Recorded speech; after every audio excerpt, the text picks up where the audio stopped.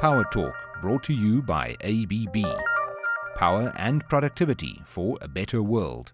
Doug, perhaps I can start with you. Where do you think, it seems that most of the governments in Africa are realising that they can't afford to pay for all of the electricity that their growing economies need. Where do you think independent power producers are in that? I think that's precisely the issue around independent power producers. They will bring private capital into power generation investment. You're aware that Eskom needed substantial government support for the construction of Medupi and Kusile power stations. By bringing in independent power producers, you bring in private capital into power generation, and that will alleviate the burden on government. James, how do you see this rub in the continent between government, the needs of government, and obviously private power producers are looking to make profits? Well, to me, private corporations have a very big problem, because it's not only about making profits. You need certainty of regulatory environment, you need political stability, and in Africa, frankly, that's a big problem at the moment. Even in South Africa, where we've got relative political stability, we've got a very big uncertainty regarding regulations in the environment. And we see changes. Just very recently we saw changes made to the reefer tariff once again. So to me, yes, private corporations are very interested. Power is the very big money game going to the future, but there needs to be bigger input from governments, especially in Africa, regarding certainty on the regulatory environment, as well as bigger confidence given regarding political stability. I think when that is bedded down, you'll see a lot more interest and a lot more money coming into the continent. Mike, how difficult do you see it for private money to make its way into power generation in Africa? I think, well, firstly, for South Africa, it's becoming easier, but it's not yet as it should be. But I think, broadly speaking, government and certainly a number of governments have now decided to embrace private generation, and I think that's commendable. The problem I think we're facing is that the job to undo the constraints that prevent private participation are bigger than has been thought in the past. And it's invariably a number of constraints. It's not a single constraint. So, for example, you have to have a clear price path, which makes it attractive for investors. There are constraints such as an independent system operator. There's constraints, for example, like grid connections. All these constraints have to be dealt with simultaneously. To solve all but one doesn't solve the problem, because it remains a blockage for private investors to participate. And how do you see that? You represent, Doug, you represent the private power producers yourself. What kind of a picture are you getting about the restraints there are to private money coming in? Well, the first thing to realize is that private power projects are almost invariably project financed. So if you're unable, unless large corporations will do it on their balance sheet, if you're unable to get your project financed, you don't have the environment in which to operate. And that's the key issue. The key issue is that you need an environment in which your project is bankable. If your project's not bankable, you cannot execute it. For the constraints that Mike has mentioned now, for exactly those constraints, a lot of the private projects are unfinanceable. But things are changing, especially here in South Africa. The government's trying to push through enabling legislation to allow more access to the national grid and technically make it easier for private money to come in. James, how do you see these changes? Well, firstly, you know, we've got a big problem. We were hit with a crisis in 2008. We see investment in mining slowing down. People are unsure of our power. So government has realized, look, we can't just leave it all to Eskom. We need to urgently get as much investment into new power as possible.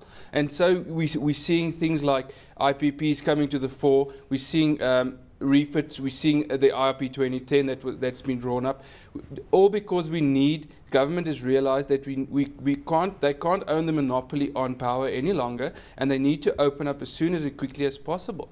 But just to come back, they have to get the regulatory environment in place, because without something like, for instance, a power purchase agreement, no IPP is going to be bankable. He can't go to his investors and say, look, here's the agreement, I'm going to get this amount of money over the next 20 years, give me the money to finance this project. And it's something that government doesn't seem to totally get at this stage, I feel personally. They're opening up, but they still want to hold a little bit of control. They still want to not let go totally, because otherwise we are in a crisis. Otherwise they'd be moving a lot faster. I mean, we haven't seen one PPA in the last 2 or 3 years. Even though there's a lot of commitment towards it, we haven't seen any real progress to getting an IPP on the ground.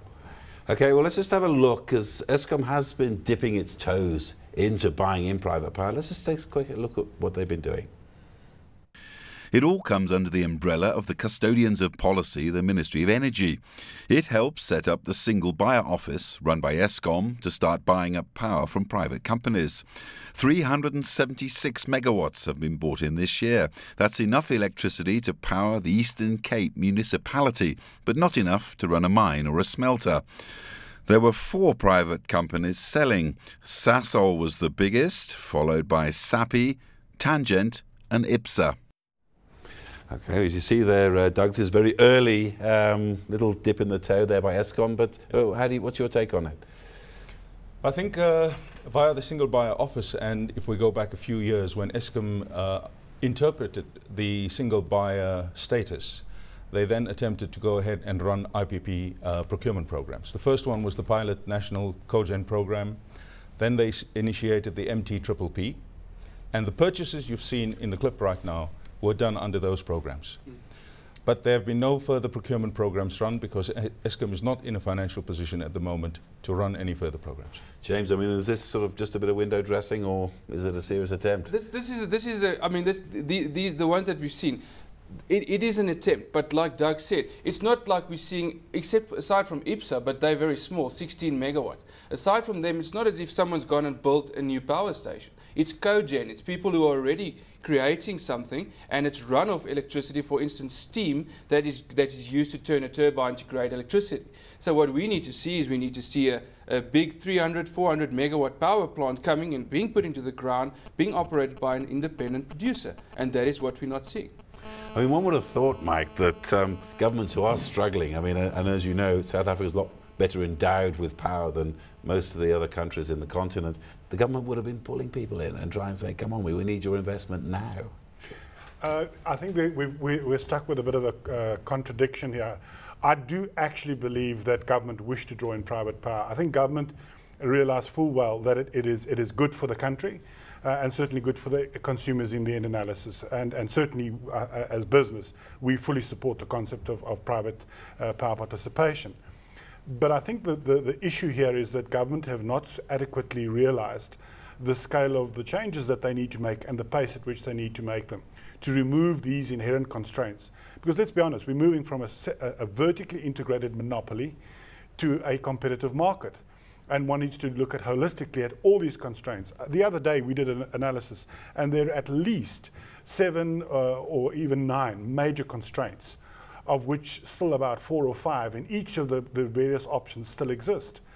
But I think we can break and remove these constraints, but we've got to do that as a partnership. We cannot do that with government or Eskom and or business alone. We have to do that as a partnership. And just lastly, very briefly, Doug, I mean, talking about partnership, I mean, this week we had NERSA cutting the tariffs for sort of renewable energy, which is another one of the big things that Africa's putting store by. I mean, how did you see that? I think the principle of them revising the tariffs is correct. It would have meant that a few projects would have had very attractive returns, and the allocation would have been very limited. By revising the tariffs, you create the opportunity for more players to come into the market, and there is a gradual increase then of independent power producers coming in and taking part in the renewable energy program. It's a necessary move, and it's a move we support. I think the timing was a little bit unfortunate, because it has really sent out some uncertainty signals into the marketplace.